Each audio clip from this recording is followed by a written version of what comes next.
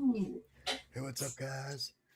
You're kicking it with Rob, Tara, and my boy Angry Quad. The doctor had an unexpected injury. He had a stress fracture to his leg that he discovered after he was tough guy in and out through the entire week. He had a situation where this weekend he was out doing whatever it is and felt something, and then while he was um, the medical office that he worked with, he decided to hop into an X-ray. Boom. Damn. I hope he is doing well. So we're going to be talking about just that. Unexpected errors. Interruptions, sorry. I stumbled on that one. And we have a lot of interruptions in our daily life that we don't expect, especially living as a couple, as they do too. Plans, appointments, everything gets something happens and it interrupts your day. Of course. You got kids, you got cats, you got relationships, and we had this situation a couple weeks ago. Mother Nature decided to come in and be like, "Oh, stop all that! You might want to reinvent the wheel on this one because you ain't going anywhere." Yeah, that was a lucky. You made that one happen. But Tara can say, our plans, when we try to plan something, it just doesn't happen the way we plan it. Something jumps in place. Right, life shows up and being able to adjust those expectations. Exactly. Accidents, infections. Yeah, that's the one thing when you live this life. You can plan something 2 weeks from now, but that doesn't mean we're doing that 2 weeks from now. What's the term? Oh, but to the best laid plans. There is a hiccup in every job.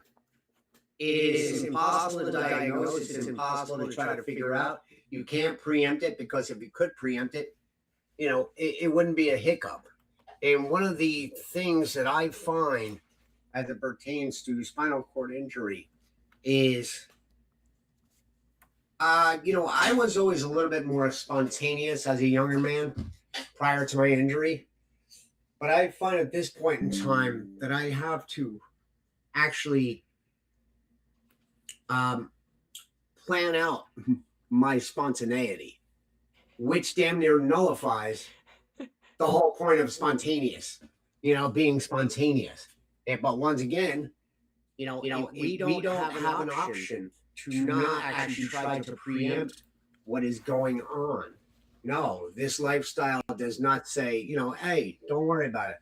Just, if you're going to drive for however long and you're going to go somewhere, nah, don't worry about those medications. Nah, don't worry about your accommodations. Nah, don't worry about complications. Life is all about shuns, baby. Oh, man.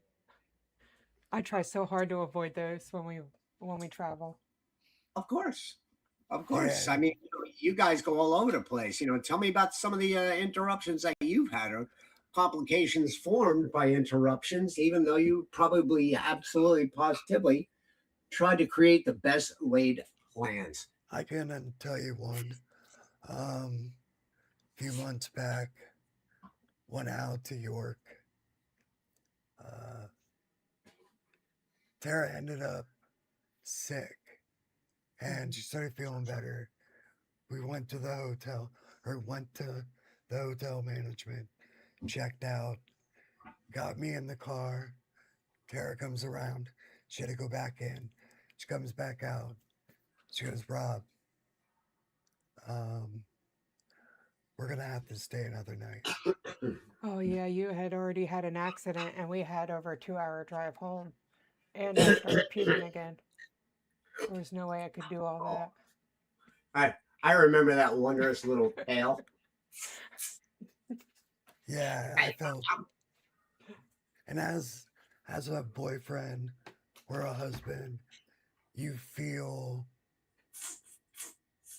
bad for your partner and you wish you could help so much more.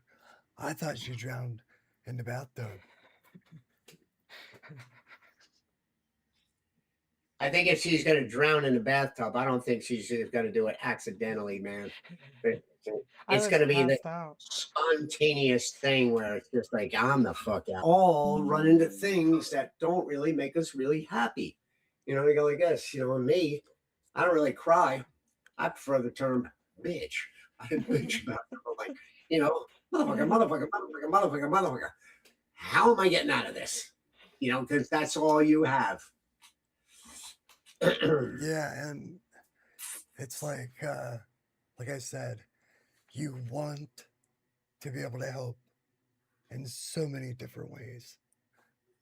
At home, it's easier to take care of you when you're sick than at the hotel, because if I'm in bed, I can't get up by myself.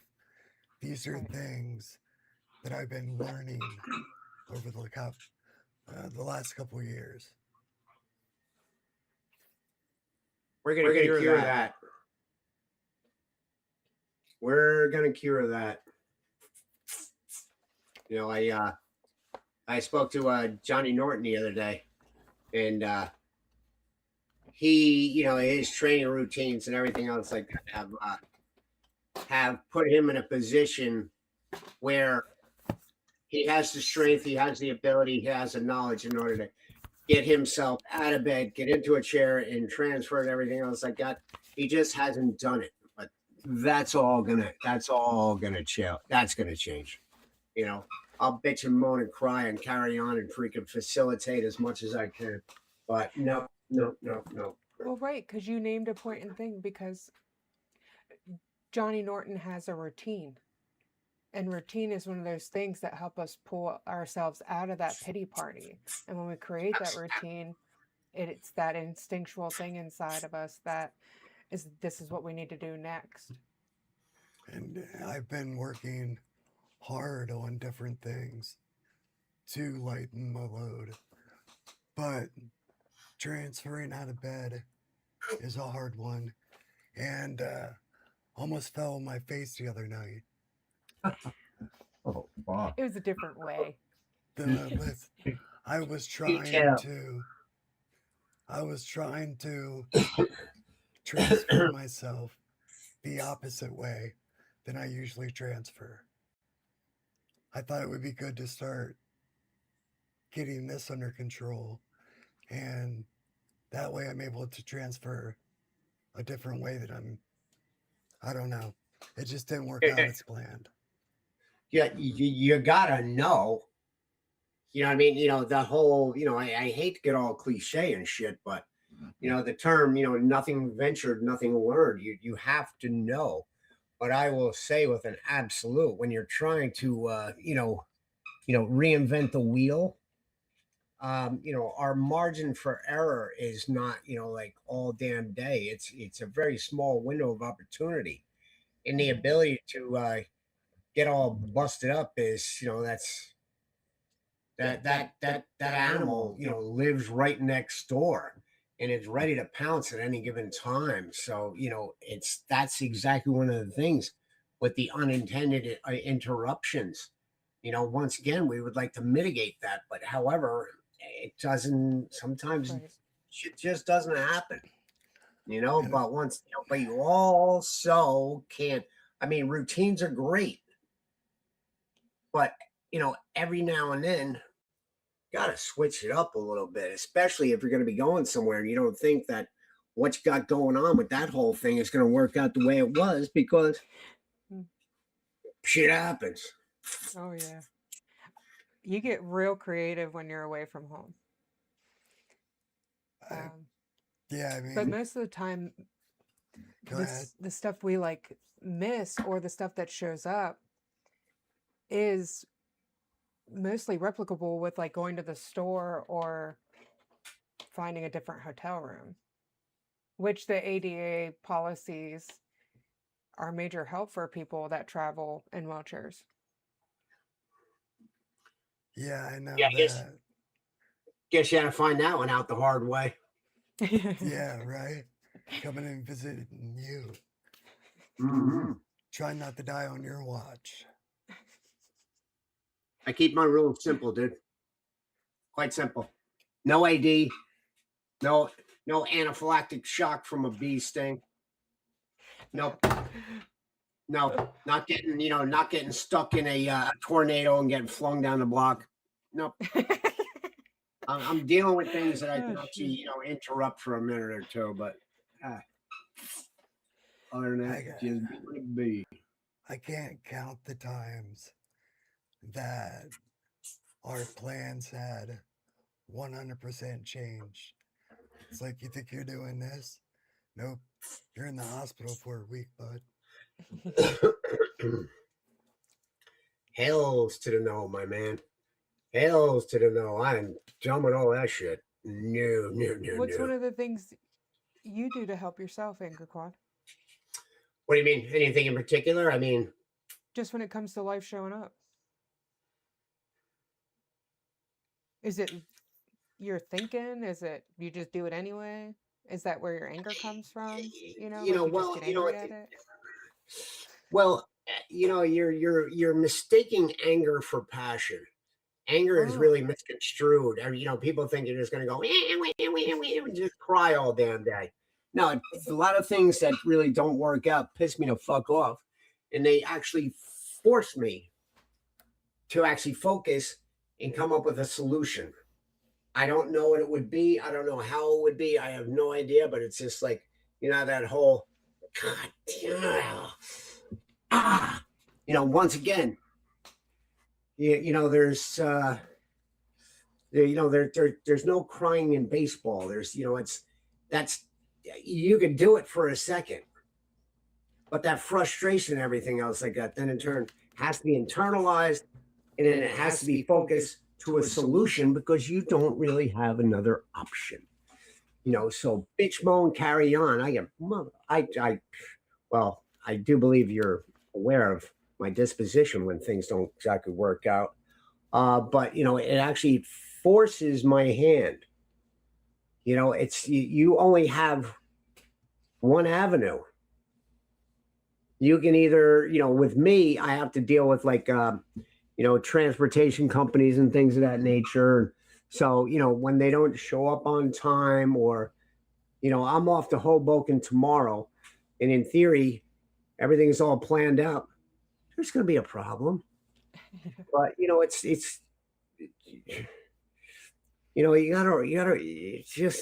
gotta adapt, overcome, roll with the punches, because, anything else just leads to one road. It's, Palookaville, or just a state of depression. And there's no value in that whatsoever. When you start whining, wham, woe is me, you can, once again, you just said before, what? You can live in your very own pity party. And then what? Mm-hmm. Then what? You got nothing. Yeah, but it's like, if Tara can't figure it out, I really feel bad. So I'm like, oh man, how can we do this? Duct tape?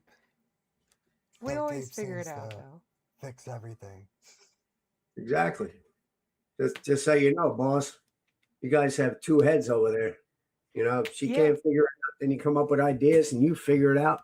And then when you both either can't figure it out, then you figure it out together. Because if you do, I think I said this to you before. I used this example before. In life, you have two choices. And I really wish that I could actually do the hand thing.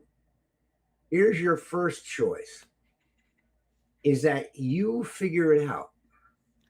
Okay. However, now we have another choice where life figures it out. And this is what happened when life figures it out. You are doomed. When life Dead in the figures water. things out, you don't, it's just maybe obnoxious or anything else like that. But if I'm fucking lying, I'm dying, kid. How many times I sat there and been like this, it'll all work out. Next thing you know, you end up in the back of a squad car, or you're busted flat in Baton Rouge and whatever. It doesn't matter. Life is not forgiving. It does not care. So you only truly have the one option. It's you. And then when you're done all that, it's you. Yeah, it's terrible. It's just what it is. We used to take transportation, and I know that can really mess up your day, because I know that we have been out of the city a couple times and had to wait 3 to 4 hours before we made it home. Woohoo! Yeah, baby. Or the AC stopped working in the van when you were on it. Oh, that day was horrible. Oh yeah.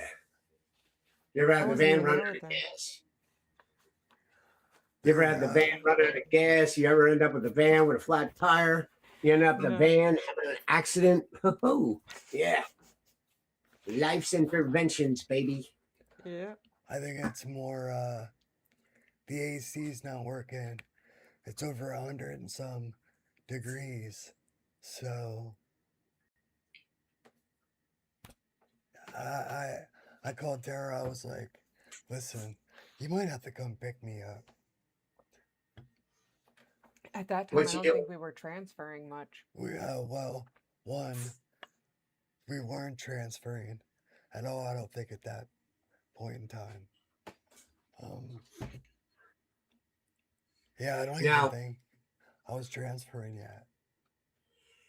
Now, I'm sort of curious what it is you're talking about in this matter, because I'm under the impression that you're in a powered chair. Mm-hmm. Yeah. Okay. That's why it didn't make any sense. But I still would have left my chair on there to get the hell out of it. It was bad. I had no water. And I asked the guy that was driving, I said, can you just, you're stopping everywhere. Can't you just get me some water? They don't care. Johnny Norton's in the chat and Quad 12 Walk. Awesome. Hope all you guys are doing a kick-ass Johnny. Oh, dude, I wasn't even watching that whole thing. Johnny, send me the pictures. I need a picture of the side of your chair before I can continue with the strap. I need a picture of the side of your bed before I can continue with the strap. I need to know these things. Eric Choi, welcome, my brother. I do apologize. Dr. Goldsmith ended up with, I think you created a rather elaborate excuse. He broke his leg. Huh. That's one I never tried. An excuse. No. The guy is very active. He does a lot of hiking. And, it's not an unusual thing, man. Shit happens all over the place. Don't we know it? Yeah, exactly. Exactly our point. I mean, I'm guessing Eric has had more than one little life interruption himself. Geez, he's in just the same bus or just the same mess we all are. Even Johnny Boy. It's like, we're all in the same boat together. So it's really, we don't really have an option other than to do what it is we're trying to do right here. I mean, we do. We can just tell the rest of everybody else in this situation, you're on your own, and not communicate ideas or not sit there and think, how we can assist or help each other. But then, what's that end up? we all die alone instead of at least in one big mass grave, man. I mean, don't get me wrong. I don't know, dead is dead, but I'd rather be dead with all you guys rather than just be dying alone and be worm food that way. But terrible. I do apologize about my disposition towards it, but I mean, what other options do you have? I would like to know Tara's most unexpected thing that's ever happened. Since I've been with you? Yeah, Probably meeting you, dude. probably. I would have to say it would probably be getting sick while we're at a hotel. And the only thing the universe did supply in that was I had family nearby, so it made it a little easier because I had people I could call. Here at home, I don't have that as much. But, I mean, I have everything here at home in the kiddo. So I do have people, little person. Yeah, hey. Sometimes it doesn't take a lot. It's just, even somebody, can you just go grab that or, whatever it may be. But it's one of the things I think I had spoken to, I think I mentioned this to Rob some time back. You guys were going down to that one seed farm joint down the road. Mm-hmm. That place is chock full of goons. That place is chock full of goons. You got to go and befriend yourself a goon.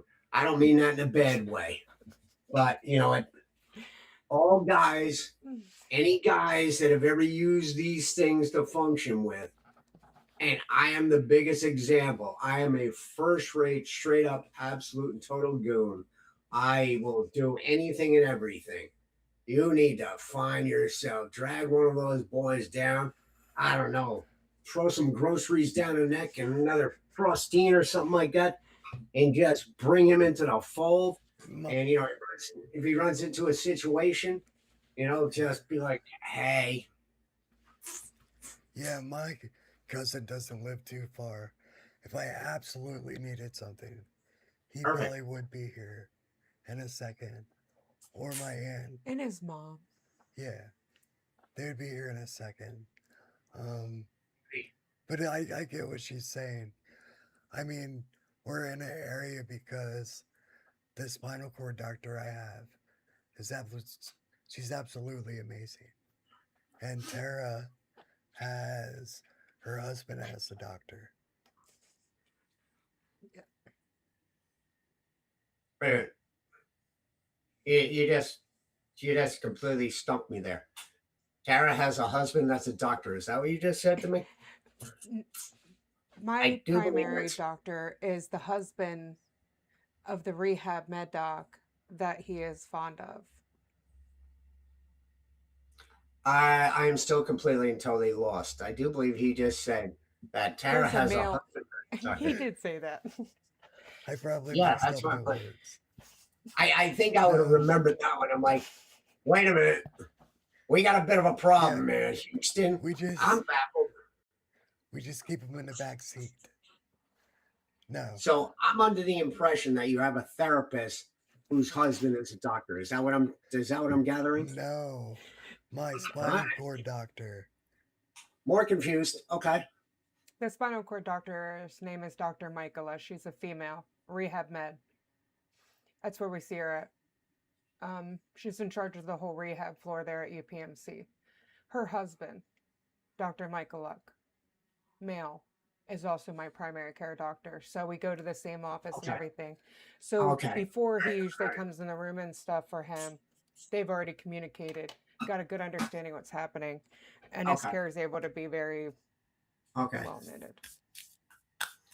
I'm glad we got to that little tiny little interruption. I was just like, bullshit. You should talk more. Yeah, Misha. See what happens when I talk. What are you talking about? That's you'll be the color guy. You know what I mean? You drop a bomb every now and then, and you baffleize the shit out of everybody around you, and we end up with like a little diatribe for a minute or two, trying to figure out. That'll be the new show. What did Rob just say? That used to be a while. We had that for a long time. Even had these microphones he would carry around to try and amplify his voice. Oh yeah, Oh yeah. man. Oh yeah. Oh wait a minute. So you guys had that for a while? Yeah. I mean, my voice that was That's that like bad. post. Actually, we still have it. Yeah. Yeah. It just happened. But even still, you know what? No, when I first started talking, I couldn't even hear the kid. Now, my God, he's got vocal progression. You know, got over that shit. It's like, I know. you know, as he's starting to get a bit more of an attitude, he's getting a little more animated. You know, we got to draw that out of him. May have to drag him in the bathtub and salt him down and draw out that fluid or something. I know, and I'll have even more of a voice on October 7th. August? Oh yeah, well, October, August. Getting some more injections. Oh, excellent. Hope it all works out. Here's we got old Cordell just joined a little chit chat. You know, Hey, Gordy, Gordy. babe, doctor didn't make it, man. We're dealing about unexpected or unintended interruptions. I'm guessing you probably know a little bit about that, you know, as we all do. Other than the fact that spinal cord injury is probably the biggest motherfucker unintended interruption of the entire universe, but is what it is. I do apologize for keep interrupting, but I don't do it intentionally. I have this hole under my nose, and I think maybe duct tape might be the answer to this one there, Rob. I don't know about that. No. I know that when we started heading out to Virginia, it seemed like everything was unexpected. Every step of the way. There were some rough trips. Anything in particular? Well, I mean, you go out there, you forget your boots, or you forget the alternating pressure mat, Or the wedge. or the wedge. Or that was actually where we learned about a lot of the ADA policy at the main hotels. We got a hotel, they didn't have the accommodations. They found us similar accommodations and paid for it since ours was prepaid. And voila, they fixed it just like that due to the ADA policy. You have to remember that. We're headed over into Brooklyn in September. My stepson's getting married, so I'm gonna be spending a couple of days in a hotel. But I wasn't aware that there was an ADA policy or something along those lines. If you can find any information on that, I would love to see it. I would love to actually, I could probably do my own leg work on that. No pun intended. But that being said, I don't think there'll be a problem because as soon as you go into the city, they kiss the ass off of everything and everybody. You're not paying $15 for a room. They have a tendency to touch where you pee to make sure that you're okay. But that's a story for another day. And they're expecting you, which helps. And she's seen the room a few times. Whereas you're not just going to a hotel in a different location, just thinking you got what you wanted. Like because we always stayed at that one hotel. So we always knew what our room was going to be. Right, Candlewood Suites. Yeah. But this Hilton, they have like stand-up showers and roll-in showers. So I guess our reservation got messed up. Is that the one where you guys were going to Virginia or the one where you came here? The Hilton was going there. Oh, okay. But the Candlewood Suites, I stayed in York, in Virginia. I've stayed in one in New Jersey. I do like them. I kind of know what we're going to get every time. And usually if we have an issue, they fix it pretty quick. Or try to anyway. Mm-hmm. God bless. You mean an issue? What do you mean by an issue? Like an unintended interruption? Well, I mean, like, yeah. at that time, I couldn't really lay in a bed. I had to be sat up like almost straight because I was choking on everything going in my throat. So if I didn't have a chair, they would get us a chair. You know, Right. And Candlewood Suites in their rooms has that nice high back brown reclining chairs. So we just threw a alternating pressure mat on that. Maybe even add some pillows underneath of his butt. yeah, it seems It to gets work comfy. really nice. Hey, Cord, if you don't know if you're wearing shoes or not, my suggestion is just sort of take a look down, my man. That's an easy one to fix. That's If an he look- easy one to fix. If he looks down and he ain't got no legs, that's an issue. Yeah, that would I would find that to be a little, I think that would probably get my attention. I'm You know, so wondering, in some states, is it still a requirement to drive with your shoes on then? I think it's required everywhere across the entire United States. Well, you You can't know, use your feet. What if you have hand controls? Is it still the same? You put him on him. I'm not even going to try to field this question because no offense, kid, but what you really need to ask is, if you can't use your feet, do you need to be wearing gloves? You know what I mean? Right.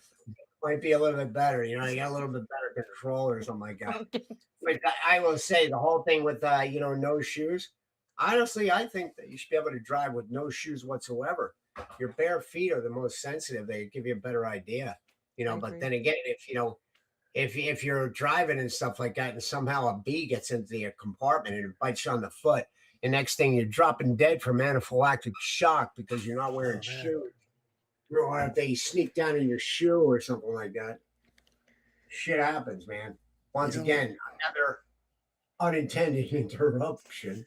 That all dying thing or near death experience has a tendency to get your attention.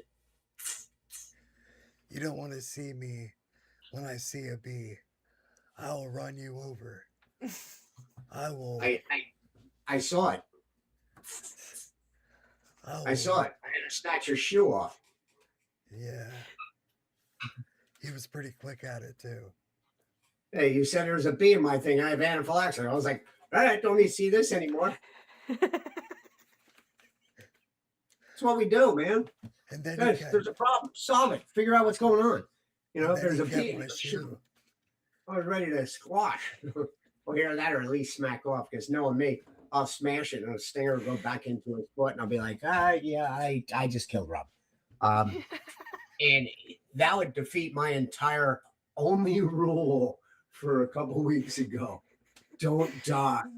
I guess I would have forgotten about the also don't kill your guest. You know what? The good Lord decided to spare us all from all that bullshit. I think the worst thing, though, the unexpected thing, is ending up in the hospital because it changes our whole routine. Tara will be off of work, and she doesn't leave me alone at the hospitals because the hospitals don't really take great care of me. Yeah, you cry a lot. Well, that was warranted. They didn't change my catheter was clogged. Even so, I think you get some kind of like anxiety. Well, I mean, I will say as far as shedding a tear as it pertains to the hospital, on several occasions I've had, I had an infection at one point in time. My elbows swelled up like a monster because I kept banging it when I first started getting on the floor and I first wasn't using elbow pads. And I ended up with a massive scrape or abrasion. Ended up getting infected because, the dog does dog stuff. And I was so fucking disappointed in myself. And I just did not. I had been to the hospital on multiple occasions with UTIs and everything else like that. I did not want to go to the hospital. And I'll tell you right now, for about 3 minutes, I cried like a little bitch because I was so disappointed in myself. And I was like, I don't want to go. I felt like a little kid that, was made to go to school or something like that. I was like, I don't want to go. Yeah, that's insane. Mayor actually dragged me out of there, out of that little pit. He was like, well, you do have an option. I'm like, oh, really? He goes, what was the option, Tara? What was the option? Die. Monsters and fit. Not die. Right there. I wasn't willing to take the other option. That was an unintended interruption that I was not willing to play with. Right. But I think, you know what? Call it crazy. I got this whole lust for life thing. I don't know why. It's just, I might be perpetually pissed off at the entire world as it pertains to spinal cord injury, but I am not willing to actually go down that road, which is sort of fucked up which is really crazy because I've almost died 3 times in research. The last time I had such horrible dysreflexia that I just, I was done, man. I was just like, I ain't making it. I was like, I am not making it. Other than little small ones, they jumpstart you or something like that, problems with the heart. But that was no big deal. No big deal. You know what? I wasn't really concerned about that whole thing. It was just like a defibrillation, and they just sort of threw me down and whapped me once or twice on the chest and a little CPR. Boom, I was right back in the game. Yeah, right back in the game. Well, I didn't feel like shit. It was just sort of, I'm okay. Then no, I'm not okay. Oh, we got Rohan in the game too. We got all the guys. Yeah, but once again, unintended interruptions. You would think I would smarten up by now. Oh shit. I regret that I have one life to live, to give for my community. Something's got to give, man. I got to figure this shit out. Somebody's got to do it. I think this is the longest I have not been in the hospital. It's been a while. All right, let's all say a prayer. With the UTI, Lord Jesus, keep this punk out of the hospital. Thank you. We actually started taking some lung detox, supplements, herbs, and some other stuff to see if it doesn't help. Well, I've noticed one thing that he has been doing more so since he has not been into the hospital. And I think anybody that's really involved in this has really given this a thought for more than a second. There's been a strange and unusual and possibly unnoticeable intervention that he's been doing. He's fucking moving. He's doing. He is not sitting there watching cartoons all day. He is active. He's engaged. He's just, he's standing in his chair now. He's doing the dumbbell raises. You got it. The body is not meant to be stationary. If you go stationary, like infection will come up. Everything will come up. Your body, once again, he's dealing with that whole lung thing. At the same time, he sort of digs being like in a position like this. This is not good. The body doesn't want to be that way. But that is by far, if you ask me, the number one thing. I mean, any of these guys that are here right now, especially the Quad Father, he'll tell you, he keeps moving. He is constantly in motion, regardless of what it is or what he's not doing or anything else like that. Always going. And, you have to create your own diversion. You have made an unexpected or unintended interruption in your own life. You didn't do it on purpose. You did it completely purposefully. And now that you're however long into the whole game, I'm telling you straight up, dude, it's what it is, man. You get engaged, you keep moving, you know, the body responds. Stagnation brings destruction. I know, being in the hospital twice, once, I actually almost had to call 911 just for help. I think this is the worst thing about being in the hospital. It's like I lost all control as soon as I hit that bed. Ooh. No, it's really, I mean, you're subjected to other people's whims and woes. And not only that, you go into a hospital and you sit there and say, oh, by the way, I have a complication. I am C whatever spinal cord injury sufferer. They go, what does that mean?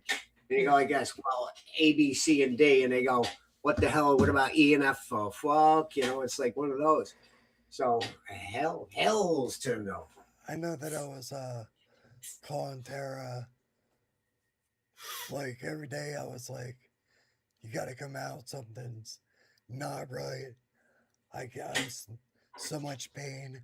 I can't take it. And I don't know if Tara just thought I was scared, but man, that was a bad stay. To have my catheter clogged for days and being in AD, knowing that it can kill you and people not understanding it. That's the worst feeling in the world. No clue whatsoever. They literally look at you, got like 3 heads, you know, and it's really sort of, you know, funkled up a little bit. That, you know, it's the place that you would think that be the bastion of absolute knowledge. No, and it really is crazy. But however, I like the fact that Rohan actually agrees that movement is key. You know, movement it's really important. And by doing that, you know, the more you move, the more you want to move. The more you want to move, the more you actually do move. And the more you do move, the better everything is because you're moving. And then the more you move, it's just like, you know, you're doing something. Objects in motion. I'm going all cliche and shit like that tonight. Objects in motion have a tendency to stay in motion. You know, it's just what it is, man. That's why You know, I it's want just so badly to be able to transfer out of a bed so I don't feel like I am a prisoner. That's where I'm going. we're gonna make it so you transfer out of bed, and you then in turn, or Johnny's gonna drag you with him, or you're gonna drag him with you. But both of you guys, this time next year, you're gonna be doing transfers all by yourself. I'm telling you right now, I will promise you that. I don't know how, by hook or by crook, but do you have the attitude? Do you have the will? Do you have the wish? Do you have the desire to actually pull that off? I mean, I would think so. Yes or no, dude? It is an absolute yes. I mean, it helps in not just myself, but Tara in a lot of ways. Yep. That's why I worked so hard to transfer, because when she was getting her surgery, I said, I am going to be able to transfer myself into bed, out of bed.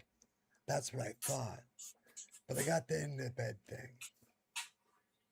You're you know, we're gonna do better with that even still. You know, what seems to be the problem getting back out of bed? It's just because, you know, you can't use gravity to plop your fat ass over that direction, and you have a landing zone that's about like this big. Not just that. I'm connected to like 2 different hoses. One's connected to the bottom of the bed, and then my feeding tube is connected to something else. So it makes it a little bit more rough to So we got a couple little barriers to overcome. Right. Man, talk about it this way. Imagine how cool you're gonna feel when you pull this shit off, and you're gonna be like this. Jesus Christ! I'm not, it's not like I'm, the quad or anything else like that. That jerk off just bounces in and out. My God, I had a couple tubes. I had, I had a mental block. I have a feeling that I can't possibly pull it off. And when you do, you get to tell me where to go. You get to tell me exactly what you want me to eat. You get to tell me, suck on some of that. And I go like this. I am not worthy, my brother. I am not worthy. Very like John, he just said deal. He's going to do that, and he's going to do that. John, I need the pictures. I need the picture of the bed, and I need a picture of your chair from the side. So And John's having an issue getting out of bed. You know what? Talk to him. He doesn't really have an issue. He just does. He does, but he doesn't. He can do it, but he doesn't do it, consistently. And when I spoke to him the other day, he was just like, it's something that I want to do, and I was just like, well, let's turn want into can, and just, it's, I'll go with him day one from now to whenever, so we can just do it. Absolutely. The thing is, I have a tendency, when I'm dealing with something that I really don't know what I'm doing or what I'm not doing or can't do or anything else. I mean, even still, when I first started doing the standing thing outside, I had no clue what I was doing whatsoever. But the problem I have is, and I think we all share this attitude, is that I have a tendency to want to set my goals so incredibly high. I did a video a while back where I explained that I wanted to figure out how to grow wheat on the moon, and I figured that's a pretty lofty goal. However, I also thought that what would be a good experiment? Well, if you're going to do that, you got to get water to the moon. You got to get some type of oxygen, and you're going to need some type of fertilizer up there. So you would have to do an experiment in dealing with, extreme temperatures and everything else like that, or lack thereof. And the way I see it is that even though you set a lofty goal that is absolutely ridiculous, the worst thing that would happen is you would figure out how to grow food in the desert. And by growing food in the desert, you just solve the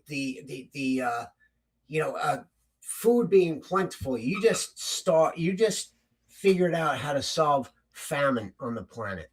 And I figure if you're going to set a goal up here and you end up only here, and all you did was figure out how to cure starvation or famine on the planet, I think that's something that's worth your time.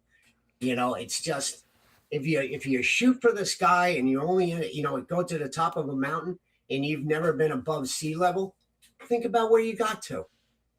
It's just insane. The biggest problem, I don't know if you've ever heard somebody say to you, which I find is probably the dumbest shit I've ever heard, man, I wish I won $1 million. Okay. Most people don't know what to do with $1 million. So they'll be broke by the end of next week. If you're going to dream in Technicolor. I want $100 billion, because this way, every now and then, dreams come true. So think about it. What could you do with $100 million? Oh, ask me. Whatever you want. I mean, I never even thought I'd ever be able to transfer, period. And like Johnny just said, my problem's not getting out of the chair. I can go anywhere and get myself out of the chair. It's getting back in. That's what I gotta. I see the mental limitations there, because even when you get out of your chair, I unhook you from your feeding tube. When you go to get in your chair in the morning, you're not hooked up to your feeding tube. Yeah. Oh, what? I already have that out, set up and ready, and meds ready. Excuse me? What did you just say? I already have all that stuff out here waiting in the morning because we do So you routine in lied bed. to me. So you lied to me, Lied to Vitamin. you? I think he's lied. limiting himself. What, to get out of bed? Yeah. Oh, Dude, no. I never said that. The hose has bothered me getting out of bed or in bed. I can get them off if I need to. Yeah. It's not that. I think my major problem is the bed itself. We're doing it tomorrow. I'm doing it tomorrow to see how I can do it. But dude, that's the whole thing. You know, you got to give it a whirl. You know, the only problem is this is one of the things, you know, you're talking about getting out of your chair and getting into bed or something like that. It's easy to get out of your chair. It's a piece of cake. Happened to me like a dozen times in the first years. And let me tell you something. I was like, holy shit. But you know, the thing is, one of the things that I noticed is as I was getting out of my chair, unintentionally, and certainly wasn't part of the game plan, I was okay with, I was okay because, you know, I didn't get all totally busted up. But however, I got really pissed off because I couldn't get back in my chair. I went 50 different roads. I used to struggle. I would, you know, set the chair back. I would get my knees up on the one thing, tilt the chair back a little bit. Getting over that little hump where the chair was pissed me off. I made a ramp at one point in time. I was able to crawl up the ramp, but then I was just like, that's all good and fun, but it's not really practical. It wasn't until my therapist came in with the bench and I sat there looking at that thing for like 6 months. I was like, I seen that video. I mean, I was there this weekend, or not this weekend, but the 4th, and I watched you. Man, it's definitely something you got to work hard towards. yeah, but like anything else, you know, once you succeed, then you try to figure out how cool you are and then try to make it even easier and better. And that's, you know, that's where you and John are headed, man. You know what I mean? You were sitting there hanging out before, and you know, Bobby Rohan is here. You know, he's been busted up forever and ever and ever. I guarantee the kid can transfer in and out. He doesn't do any of the training videos or anything else like that. I think his gig is with he was involved with the Triumph Foundation, and all of a sudden he's, you know, he's still like a trainer and stuff. He drags people out and they go pushing around and everything else like that. And you know, so you know, I would love to see what his nightly routine in order to get himself in bed and then also in turn get himself out of bed. You know, but once again, that might be going the extra mile, you know, to see if somebody that's been involved with spinal cord injury community could help us actually deal with so we can figure out how to not die. Robert. But sorry for another day. Yeah, that's just the heat. No, I'm not talking about you, Robert Rohan. No. No dying. No dying. No, but even still, you know, we're gonna figure it all out. We're gonna figure it out. I mean, seriously, you know, I know that you have professed the fact that I've heard the story 50 times that you were Captain Useless prior to meeting this woman right here. Absolutely. So, and once again, you know, you sort of pulled a double reverse noodle on that whole thing. You weren't exactly truthful till she had to go and find out you was all busted up. But however, you had already set the hook by that time. But regardless, I told her before she met me. It's not like I said, "Hey, come over, just come and hang out with me in my bed." I mean, that's a very awkward conversation. Right. I mean, what are you talking about, dude? That used to be my go-to move. Yeah. It never really worked, but it wasn't from lack of trying. Girls love guys in wheelchairs. Oh man, You weren't in a wheelchair, you were in bed. exactly. No, but however, considering the fact of how far you've come from then, this is my point. And you're under the impression now that, you have an idea of a certain goal. I mean, what, Rob, it was about a year ago.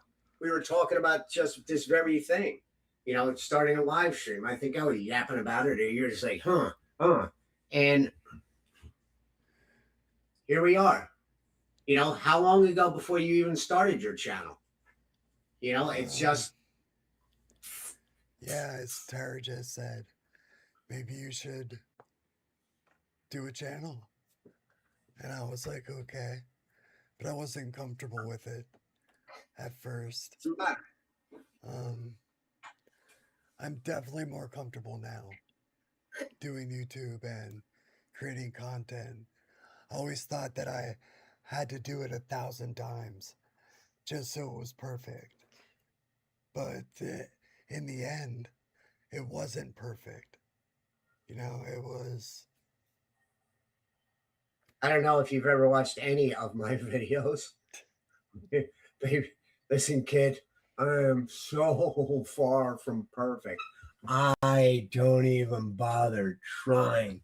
I believe the imperfection creates a form of perfection because that makes it genuine, and you're not posing. One of the things, one of the guys I used to follow a little bit, he would be talking about a subject, and I could see the kid just sitting there like this. And on the 8th day, nobody ever did this. And he's literally reading something off of it. I was like, oh my God. You know what? I get it. Teleprompters are great. And it's one of the things that I like to do when we're doing something like this that I call the cheat sheet. You make a couple key phrases or something like that, or, something to say if you're interrupted, something to get you back online. But that's, I would like to believe that if we're doing this, we would like to at least stick to the topic, like unintended, interruptions. It's sort of like at any given time when you allow me more than 2 seconds to talk, I'm going to interrupt out everything and anything, man. It's just terrible. Yeah, I'm not sure what's up with Restream tonight. We actually got kicked for like 2 seconds at the beginning of the show. That's unexpected. So I have no idea what happened there. But like, listen about unexpected things. I got a couple things to do. I gotta get my fat ass up tomorrow. I'm out of here like 9:30. I'm going into Hoboken, going to the whole research thing with the virtual reality. So I would like to have. It would actually be a good thing for you, but they're going to allow me to actually take video, and I'm going to do my best to take as much as I can. It's probably going to take me a little while to actually put some type of video together. It's really worth a shit because they're putting a brain net on my head, and then we're putting EMGs all over the place, and then I read the consent. But it's going to be a trip. It's just another research thing that I have a really good idea what I'm dealing with. But once again, I haven't got the slightest idea. I haven't lived it. I don't know how to go about whatever it is. But all I know is, once again, I'm going to be living in a sci-fi movie, dude.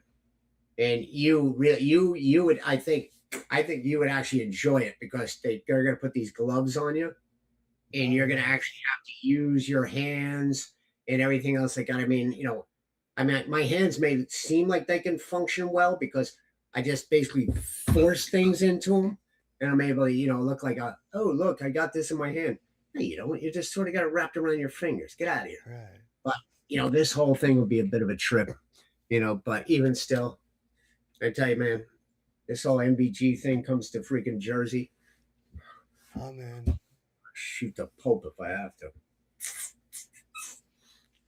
But as for me, I got to rock and roll, guys.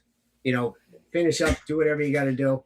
But as for me, I am Got a couple things I got to deal with. However, it's been real and it's been fun, and I'll let you know someday if it was real fun. However, may the force be with you. Safe travels. And from me, I love you guys. Tara probably doesn't love all of you. Just joking. No. But every Wednesday, 6:30, make sure to check out Live the Roll. They're every Tuesday, 6:30 Eastern time. I don't know what I think it's 3:30 their time. But yeah, I love you guys and catch you in the next one. Oh, I don't have a mouse. So you're Nice. gonna have to keep looking at me. Where is my mouse? Oh, there it is. Where? On your screen. Where at?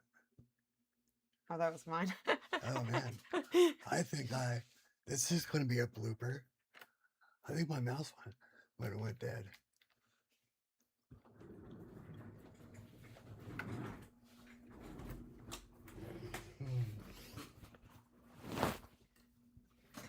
I don't have a mouse. Oh, unintended interruptions. Oh, I know. How are you supposed to stop a live stream? You ain't got no mouse. I don't know. Guys, I'm really sorry about this. It's never happened.